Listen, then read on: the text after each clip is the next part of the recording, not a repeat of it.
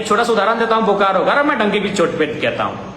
बोकारो के एक डीसी थे और उनकी पत्नी वेदांता में जाकर 1 लाख से सैलरी में काम करती थी। 1 लाख की सैलरी फ्री पॉकेट मिलता होगा तो अब डीसी है। मैं मानता हूं 2000 के आसपास सीजीएल के अभ्यर्थी पास आउट थे जो ज्वाइनिंग कर चुके थे। 500 शायद गांव के किसी गरीब किसान मजदूर के बेटे बेटियां हैं, इस बात को मैं मानता हूं। उनके लिए मेरा खेद है। शायद इस प्रोटेस्ट में शामिल होने वालों को वह अलग नजरिए से देखे, उस नजर से भले मुझे भी देखे, लेकिन मैं इसमें कसूर उनका नहीं, कसूर इस सिस्टम का है।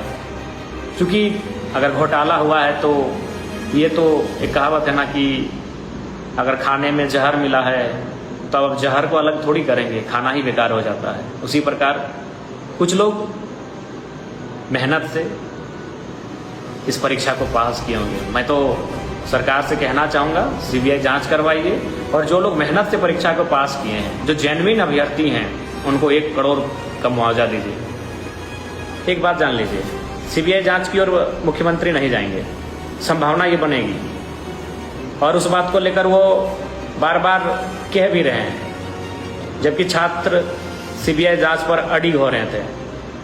चूंकि इसमें बहुत बड़े नाम सामने आएंगे। झारखंड मुक्ति मोर्चा के महासचिव सुप्रियो दादा, उनकी अर्धांगिनी, उन्होंने किसे फंसा दिया? अपने ड्राइवर को कि पीए को फंसा दिया। 10-15 लाख में नंबर बढ़ाना। तो ड्राइवर से पूछिए पैसा कहाँ है, कितने पैसे लिए, कितने अभ्यर्थियों से लिए? 10 से लिए तो 10 लाख गुना 10 करोड़ रुपए कहाँ है? ड्राइवर से ये पूछना चाहिए। सीआईडी ने इसे अपना रिपोर्ट में भी लिखा है। तो यहाँ सवाल ये बनता है कि अगर ख्यांगते ने 2 करोड़ लिए थे तो क्या वो 2 करोड़ मिले उनको? किसने दिए? कैश दिए, ऑफलाइन दिए, ऑनलाइन दिए, और अभी वो पैसे कहाँ हैं? उन पैसों का उन्होंने क्या किया? सीआईडी क्रॉस क्वेश्चन नहीं कर रही है। सीआईडी क्रॉस कि आप एक परीक्षा को ठीक से कंडक्ट नहीं करा पा रहा, कंडक्ट खाक करिएगा। अपना बेटा को नौकरी दिलाना है, अपना बेटी को दिलाना है, अपना बहनोई को दिलाना है, अपना साले साहब को दिलाना है, तो क्या मतलब सरकार चलाइएगा। इसलिए कभी कभी ख्याल आता है कि वैराग्य, जिनकी सोच वैराग्य हो गई है, ऐसे लोगों को अब राजनीति और ब्यूरोक्रेट्स में आना होगा। लेकिन सवाल यह भी है कि जो वैराग्य हो गए और फिर गृहस्थ के बारे में सोच पाएंगे कि नहीं सोच पाएंगे। बड़ा कंफ्यूजन है भैया।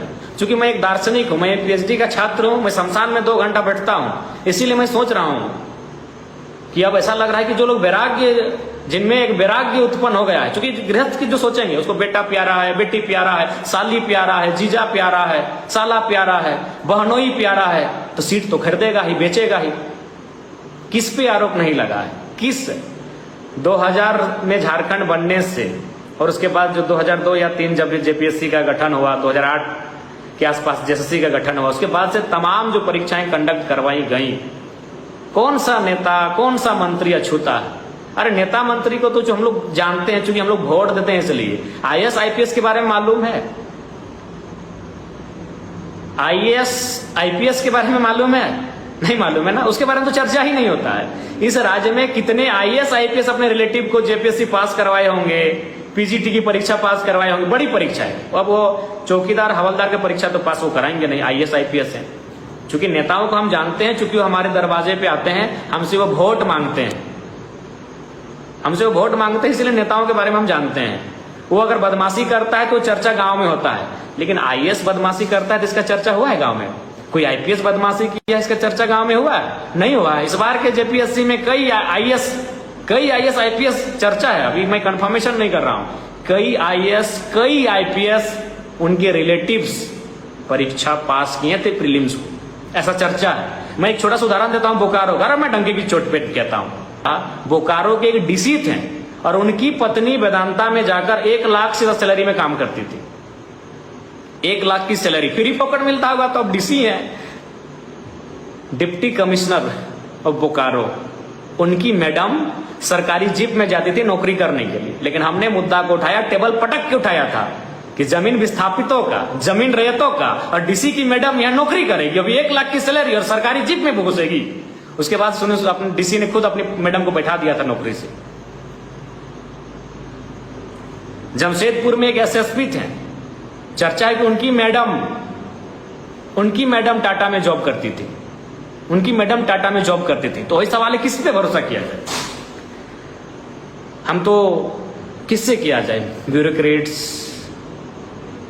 लेजिस्लेटिव, विधायिका, कार्यपालिका, नौकरशाह, किस पे? इसलिए रिफॉर्म की आवश्यकता है, सिस्टम को दुरुस्त करने की आवश्यकता है। और दुरुस्त करेंगे कौन? इसलिए अब नौजवानों को राजनीति को समझना होगा। और सबसे दुर्भाग्य तो नौजवानों का भी है। आज जब हम छात्र जीवन में है तो बड़ी बड़ी बातें करते हैं कि जब हम वीडियो बनेंगे तो घूस नहीं लेंगे, हम थाना प्रभारी बनेंगे तो ईमानदारी से नौकरी करेंगे, हम विधायक सांसद बनेंगे तो ईमानदारी से काम करेंगे। लेकिन वही लोग फिर जब विधायक सांसद बन जाते हैं, वही लोग फिर जब बीडीओ सीओ दरोगा बन जाते हैं, सबसे ज्यादा घूस लेते हैं। सवाल है कि आज जो छात्र आंदोलन कर रहे हैं, बहुत खुशी की बात है, मैं उनका तहे दिल से समर्थन करता हूं, मैं उनके लिए जान तक निछावर कर दूंगा। लेकिन सवाल है फिर वही लोग जब परीक्षाओं को पास करते हैं तब फिर बदल जाते हैं। अभी झारखंड में 25-30% जो दरोगा हैं, यानी थाना के जो थाना के जो बड़ा बाबू हैं, 30% तो जरूर होंगे। वो कहाँ के कब के मालूम है? 2017-18 बैच वाले, एकदम नया यंग छोकरा लोग है। जाहिर सी बात है 2017-18 यानी 2015-16 में जब वो नौकरी नहीं करते थे, शायद वो भी यही बात मंचों में या फिर अगर कहीं कोई कार्यक्रम होता था 15 अगस्त का, 26 जनवरी का, शायद सोचते थे कि हम जब बनेंगे बड़ा बाबू ईमानदारी से काम करेंगे। लेकिन उन 30-35% में हमें लगता है कि अगर 100 लोग अगर बड़ा बाबू बने हैं तो शायद 5 को ईमानदार होगा, 95 लोग फिर वही रास्ता चुन लिया है। बीडीओ सीओ कहाँ के हैं? झारखंड के हैं, फिर वही रास्ता वो चुन चुके हैं, वही कमीशन। और विधायक हैं तो हमको मालूम है कमीशन कहाँ कहाँ से आता है, हम बता देंगे आपको, जिनके बारे में आपको जानना है। अगर आप किसी पदाधिकारी को जानते हैं, किसी बड़ा बाबू को जानते हैं, किसी बीडीओ सीओ को जानते हैं और आपके मन में उसको अगर कोई शक है तो आइएगा, हम उसको एकदम डिट्टो बता देंगे।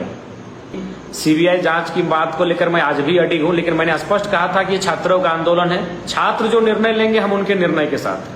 अब छात्रों ने धरना समाप्त करने का घोषणा किया है तो मैं उनके साथ हूं, लेकिन मेरा भी मानना है सीबीआई जांच या उच्च स्तरीय जांच होनी चाहिए थी। चूंकि हम लोग अभी युवा विधायक हैं, भले विधायक हैं, लेकिन जिंदगी के बहुत सारे नियमों को, कानूनों को, न्यायालय के दांव पेंच को, तर्कों को, तथ्यों को अभी बहुत कुछ सीखना है। और लेकिन मेरी एक समझ ये कह रही है कि एक नोटिफिकेशन से, अभी बहुत सारे अनुभवी लोगों से मेरी बातचीत हुई, मात्र एक नोटिफिकेशन से ये सारी 21-22 परीक्षाएं रद्द हुई हैं। तो संभवतः जितने भी अभ्यर्थी हैं वो न्यायालय जाएंगे और एक नोटिफिकेशन को तो स्टे लगाने की बात आएगी। मेरा मानना है कि इन परीक्षाओं को रद्द करने के साथ साथ सरकार को ये करना चाहिए था कि परीक्षाओं को रद्द करने के साथ साथ, चूंकि सीबीआई जांच की बात तो हम लोग कर ही रहे थे, कैविएट दाखिल करना चाहिए था सरकार को। मेरा मानना है सरकार को कैविएट दाखिल करना चाहिए था, सरकार को न्यायालय में जाकर अपना पक्ष रखना चाहिए था कि हमने ये त्रुटियां पाई हैं, ये गड़बड़ियां पाई हैं, इसमें धांधली हुई है, घोटाले हुए हैं, नेपाल में जाकर पेपर लिखवाया गया है, बोकारो में पेपर लिखवाया गया है। ये उन्हें अपना एक तर्क रखना चाहिए था, अपना पक्ष रखना चाहिए था, मतलब जिसे हम लोग कैविएट दाखिल करना कहते हैं। लेकिन सरकार ने कैविएट दाखिल करने के बजाय रद्द करना, एक नोटिफिकेशन के माध्यम से तमाम 21-22 परीक्षाओं को रद्द कर दिया है। जाहिर सी बात है जो अभ्यर्थी ज्वाइनिंग जिनको मिली थी वो अब कोर्ट तो जाएंगे, उनका भी रास्ता है, संवैधानिक देश है। और मेरा मानना है कि आप देखे होंगे जो वो 4 मंत्रिमंडल की टीम बनी थी, वो बार बार एक ही चीज कह रही थी कि हम सारा आपका मान लेंगे, छात्रों की सारी बातों को मान लेंगे, सारी बातों को स्वीकार कर लेंगे। लेकिन सीजीएल पर वो बार बार न्यायालय का हवाला दे रहे थे, सीबीआई जांच पर भी वो पीछे हट रहे थे। लेकिन छात्र अड़े थे CGL पर, JSSC CGL पर, जिसमें चारों मंत्री साफ साफ मना कर चुके थे। उनका जो मंत्रिमंडल का टीम था वो साफ साफ मना कर चुके थे, और फिर अचानक रद्द कर देना, इसके कई का, हालांकि इसके लिए सरकार की सराहना है, बिल्कुल सराहना है, छात्रों की जीत है, इसकी भी सराहना है, छात्र आंदोलन की, छात्र एकता की जीत है, इसकी भी शुभकामनाएं हैं, बधाई हैं।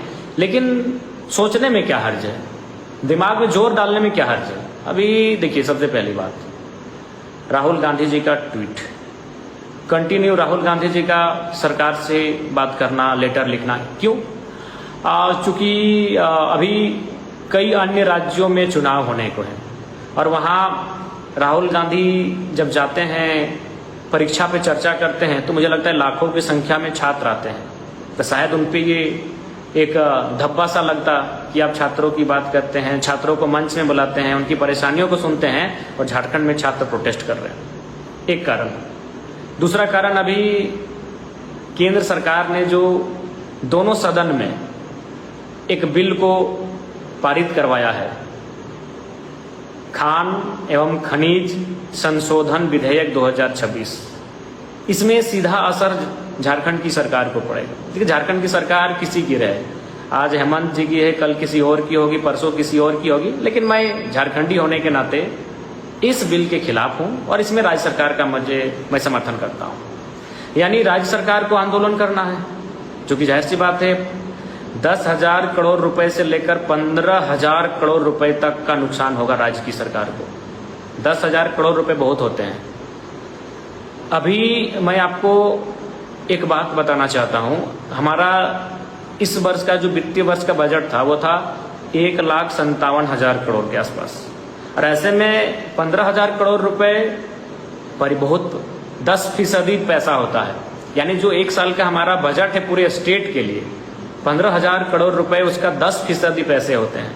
उतने पैसे को राज्य सरकार खोना नहीं चाहेगी, उतने सारे रुपयों को राज्य सरकार खोना नहीं चाहेगी, और बिल्कुल खोना भी नहीं चाहिए। यानी उनको भी प्रोटेस्ट करना है, या फिर उनको भी कार्यक्रम करना है इस बिल के खिलाफ। अब सवाल है कि ऑलरेडी यहाँ एक मूवमेंट चल रहा है, रांची के राजधानी में भी छात्रों का प्रोटेस्ट। सबसे पहले छात्र, इस बात को जान लीजिए, छात्रों की एकजुटता, और छात्र चूंकि अभी जो है छात्र सबसे महत्वपूर्ण है, तो छात्रों के आंदोलन के आगे कोई आंदोलन तो टिकेगा नहीं, छात्रों के आगे तो किसी की चर्चा होगी नहीं। तो ऐसे में चूंकि मुख्यमंत्री जी को अपने पार्टी के बैनर तले बहुत सारे कार्यक्रम करने हैं इस बिल के खिलाफ, खान एवं खनिज संशोधन विधेयक 2026, इस बिल के खिलाफ कई सारे प्रोटेस्ट करने हैं, कई सारे कार्यक्रम करने हैं। तो ऐसे में कहीं ना कहीं यह भी एक रास्ता था कि भाई अगर इस प्रोटेस्ट को जल्द से जल्द हम लोग समाप्त करते हैं तो फिर अपने प्रोटेस्ट की ओर आगे बढ़ेंगे। उसके बाद बार बार CBI की जांच की ओर ना जाना, CID का हवाला बार बार देना कि हम CID से ही करवाएंगे, जज की एक टीम बैठाएंगे, चलिए ठीक है। लेकिन एक सवाल है, अभी CID जांच कर रही है, कई नए खुलासे सामने आ रहे हैं, लेकिन क्या एक थोड़ा सा हम लोग अपने से सोचिए, क्या CID एक CID के तर्ज पर जांच कर रही है? फॉर एग्जाम्पल, मान के चलिए CID कह रही है, या फिर अभय तिवारी कह रहा है कि 60 लाख लिए गए, 70 लाख लिए गए, तो उनको दो एग्जाम्पल पूछते हैं कि 2 अभ्यर्थियों का नाम बताइए जिन्होंने 60 लाख दिए हैं, 70 लाख दिए हैं। उसके बाद उनसे पूछा जाता कि भाई ऑनलाइन हुआ है, कैश पेमेंट हुआ है। जैसे अभी ख्यांगते जी का नाम आ रहा है कि उन्होंने TDPL कंपनी से 2 करोड़ रुपए लिए थे, और ये उनका लिखित भी हो चुका है। झारखंड मुक्ति मोर्चा के महासचिव सुप्रियो दादा, उनकी अर्धांगिनी, चूंकि मैं स्त्री का नाम डायरेक्ट नहीं लूंगा, लक्कीदा आप सीरियस बातें हो रही हैं और आप मजाक कर रहे हैं, काहे भैया? सुप्रियो दादा पार्टी के महासचिव, उनकी अर्धांगिनी, मैं नाम नहीं लूंगा चूंकि वो एक महिला है, और उन्होंने किसे फंसा दिया? अपने ड्राइवर को कि PA को फंसा दिया 10-15 लाख में नंबर बढ़ाना। तो ड्राइवर से पूछिए पैसा कहाँ है, कितने पैसे लिए, कितने अभ्यर्थियों से लिए? 10 से लिए तो 10 लाख गुना 10 करोड़ रुपए कहाँ है? ड्राइवर से ये पूछना चाहिए। क्रॉस क्वेश्चन नहीं हो रहा है। यानी अब सुप्रियो दादा की अर्धांगिनी पर शायद ही उनको, अब देखिए वो तो बचाने का प्रयास करेंगे। अब बताइए, यहाँ मुख्यमंत्री अपनी पार्टी को तो बचाएंगे और पार्टी में महासचिव का पद बहुत बड़ा होता है। आप भी जा रहे, पार्टी में महासचिव दिसम गुरु शिबू सोरेन महासचिव से ही झारखंड मुक्ति मोर्चा को स्टार्ट किए थे। अध्यक्ष थे विनोद बाबू। यानी पार्टी में 2 पद महत्वपूर्ण होते हैं। फिलहाल झारखंड मुक्ति मोर्चा में जो उनका पार्टी का संविधान है उसमें एक अध्यक्ष का और दूसरा महासचिव का। अध्यक्ष हेमंत बाबू स्वयं है और महासचिव सुप्रियो दादा है। ऐसे में उनकी अर्धांगिनी का नाम आया है और सच भी है। मंत्री सुदीप सोनू जी, जिनको मैं बार बार कहता हूं सुपर सीएम है, अपनी ओहदा तो रखे हैं भाई। इस सरकार में मुख्यमंत्री के बाद अगर अफसर किन्हीं की सुनते हैं तो सुदीप सोनू जी की सुनते हैं। और हंसदा दीदी कह रही हैं कि उनको मैंने सूचना पहले ही दिया था कि ऐसा ऐसा गड़बड़ी हुआ है। उन्होंने फोन में अटेंड भी नहीं किया, कॉल को पिक ही नहीं किया, ना व्हाट्सएप मैसेज का रिप्लाई किया। 1 महीना के बाद वो इंटरेस्ट लेते हैं। तो इतनी बड़ी मैटर पर, इतने बड़े मैटर पर एक गंभीर मंत्री मौन रह जाना, ये हजम नहीं होता है। बिल्कुल समझ से हमको परे है। अगर आप सभी साथियों को समझ में आ रहा है तो अच्छी बात है, लेकिन मेरे समझ से परे है। दूसरी बात, उन्हीं की बात करें, क्योंकि वो भी स्त्री है, मैं उनका नाम नहीं लेता हूँ। सदस्य थी, अब इस्तीफा हो चुका है। अभी सुदीप सोनू जी के कहने पर इस्तीफा हुआ है। उनकी बेटी या बेटे जेपीएससी के एग्जाम में बैठे थे, जबकि नियम ये कहता है कि अगर आयोग के किसी सदस्य या चेयरमैन के रिलेटिव्स, खासकर उनके ब्लड रिलेटिव्स यानी बेटे या बेटियां अगर परीक्षा में बैठते हैं तो उन्हें जानकारी देनी पड़ती है कि मेरा बेटा जेपीएससी की परीक्षा लिख रहा है, मेरी बेटी जेपीएससी की परीक्षा लिख रही है। लेकिन आयोग के सदस्य उन्होंने ये जानकारी छुपा कर रखी। साथियों, मुझे तो यह भी जानकारी मिल रही है अभी, चूंकि हम भी अपने तरफ से ऑपरेशन करते हैं। हमारे कोयलांचल में एक सीनियर पदाधिकारी हैं, उनकी मैडम का भी शायद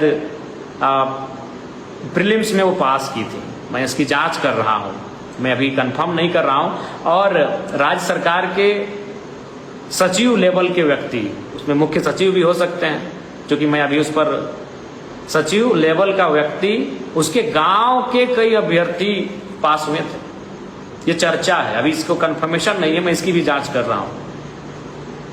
मैं इन सब विषयों का भी पता लगा रहा हूं। तो और दूसरी बात, कहीं ना कहीं अभी बहुत सारे साम दाम दंड भेद अपनाए जाएंगे और मुझे लगता है सरकार इनडायरेक्ट रूप से जो भी अभ्यर्थी हैं जिनको ज्वाइनिंग किया गया था, मुझे लगता है कि उनको सरकार ने इंटरनली भरोसा दिलाया होगा, कुछ ना कुछ दिलाया होगा। दूसरी बात, वो मैं एक बात पुनः कहना चाहूँगा, जो हमारे यहाँ कहावत भी है, घुन के साथ गेहूं का पिस जाना या गेहूं के साथ घुन का, इस तरह कहावत है। मैं मानता हूँ 2000 के आसपास सीजीएल के अभ्यर्थी पास आउट थे जो ज्वाइनिंग कर चुके थे, उनमें से 500 फैक्ट हैं, 500 जेन्युइन अभ्यर्थी हैं, 500 शायद गांव के किसी गरीब किसान मजदूर के बेटे बेटियां हैं। इस बात को मैं मानता हूं, उनके लिए मेरा खेद है। शायद इस प्रोटेस्ट में शामिल होने वालों को वो अलग नज़रिए से देखे, उस नज़र से भले मुझे भी देखें, लेकिन मैं मानता हूं 25, 30, 35% बच्चे ऐसे हैं, भाई बहन ऐसे हैं जिन्होंने ईमानदारी पूर्वक इस परीक्षा को पास किया था। लेकिन कहावत है, घुन के साथ गेहूं पिस जाते हैं। और इसमें कसूर उनका नहीं, कसूर इस सिस्टम का है। क्योंकि अगर घोटाला हुआ है तो ये तो एक कहावत है ना कि अगर खाने में जहर मिला है तो अब जहर को अलग थोड़ी करेंगे, खाना ही बेकार हो जाता है। उसी प्रकार कुछ लोग मेहनत से इस परीक्षा को पास किए होंगे। मैं तो सरकार से कहना चाहूँगा, सीबीआई जांच करवाइए और जो लोग मेहनत से परीक्षा को पास किए हैं, जो जेन्युइन अभ्यर्थी हैं, उनको 1 करोड़ का मुआवजा दीजिए। जो जेन्युइन अभ्यर्थी हैं, क्योंकि रद्द मना रद्द, उसमें हम और दूसरा कमिटमेंट नहीं कर रहे हैं, लेकिन उनको 1 करोड़ का मुआवजा देना चाहिए सरकार को, जो जेन्युइन अभ्यर्थी हैं, जिन्होंने जेन्युइन तरीके से परीक्षा को पास किया था। बिल्कुल 25, 30, 35% ऐसे अभ्यर्थी हैं जिन्होंने बिना सेटिंग के, बिना पैसा दिए, बिना पेपर खरीदे परीक्षा को पास किया था। लेकिन कहावत है कि वह सिस्टम ही खराब हो, जब पूरा खाना में ही जहर मिला हो, जहर की मात्रा कम हो या ज़्यादा हो और खाने में जहर मिला हो, तब जहर तो अलग होगा नहीं। ठीक उसी प्रकार परीक्षा तो रद्द हो गई, और रद्द ये छात्रों की मांग थी और मैं भी उसका समर्थन करता हूँ। लेकिन अब आगे देखिए आगे क्या होता है। चलिए भाई, जो भी कहावत है, गेहूं के साथ जौ या जौ के साथ घुन के साथ, अब जो भी है इस तरह की कहावत है, मैं उसको बस बता रहा था। इसलिए सवाल यही है कि ये सरकार की सफलता है कि विफलता है। ठीक है, परीक्षाएं रद्द हो गई, जो ज्वाइनिंग कर चुके थे वो कोर्ट जाएंगे, लेकिन सवाल तो यही बार बार आएगा, ये सफलता है कि विफलता है। 20-22 परीक्षाओं को रद्द कर देना, 10 साल की परीक्षाओं को रद्द कर देना, यानी 10 साल तो अब पीछे चले गए कम से कम। आज लोग चाहते हैं कि हम आगे आएं, सभी स्टेट चाहता है हम प्रगति करें, और हम 10 साल पीछे चले गए। यानी 10 साल से लेकर अब तक की परीक्षाओं को अगर हमने कैंसिल कर दिया, इसका मतलब हम 10 साल पीछे चले गए। सवाल है सिस्टम को रिफॉर्म करने की, सवाल है परीक्षाओं को दुरुस्त करने की। अब इसकी जवाबदेही कौन लेगा? अरे महासचिव की अर्धांगिनी घपला कर रही है, पार्टी के महासचिव, मंत्री मौन है इन सब विषयों पे, तो किस पे विश्वास करें? जनता भरोसा किस पे करे? किस पे भरोसा करे? किस पे करें? वही तो सवाल है। मुझे लगता है कि शायद मुख्यमंत्री, उनको जानकारी है कि नहीं है, शायद जानकारी नहीं है, कुछ पल के लिए मान लेते हैं मुख्यमंत्री जी के विषय में जानकारी नहीं है, लेकिन उनके खासम खास लोग तो हैं। सुप्रियो दादा कौन है? पार्टी के महासचिव है भाई। जो पद गुरु जी का था, विनोद बाबू के समय में जो पद गुरु जी का था, वही पद पे सुप्रियो जी हैं। उस पद पर बैठा व्यक्ति और उसकी मैडम नंबर बढ़ाने के लिए 10-15 लाख रुपए ले रही है, तो किस पे भरोसा किया जाए? वही तो सवाल है, भरोसा किस पे किया जाए? अरे भाई, अगर कोई हवलदार दोषी होता है, कोई थाना प्रभारी दोषी होता, अरे एक दो डीएसपी भी दोषी होता तो समझ में आता। पार्टी के महासचिव, आयोग के सदस्य और चेयरमैन अगर गलत हैं तो कहां भरोसा किया जाए? इसीलिए रिफॉर्म और कार्रवाई होनी चाहिए, और नहीं तो क्रांति होनी चाहिए। क्या गारंटी है कल को फिर परीक्षाएं होंगी, रद्द नहीं होंगी? क्या गारंटी है जो परीक्षाएं रद्द हुई उस पर लेकर वो कोर्ट पर ना जाए, कोर्ट स्टे ना लगाए? क्या गारंटी है कि कल को फिर से परीक्षाएं होंगी, यही परीक्षाएं होंगी, फिर किसी को इस बार नेपाल की जगह भूटान लेकर जाया जाएगा? क्योंकि उनका हौसला तो बुलंद है भैया। पिछले 25-26 सालों से झारखंड यही तो देख रहा है, सरकारें बदली, अधिकारी बदले, काम वही हो रहा है। जी हिंदू सर, आप सही बोल रहे हैं, सरकार सॉलिड अपनी नाकामी को छुपा रही। सफलता कैसे मानेंगे? ये सफलता कैसे? 10 वर्षों की सारी परीक्षाएं का रद्द होना ये सफलता नहीं, विफलता है। और मैं वर्तमान सरकार के साथ जो सरकारें थी, मैं एक सरकार की बात नहीं कर रहा हूं, तमाम सरकारों की ये विफलता है।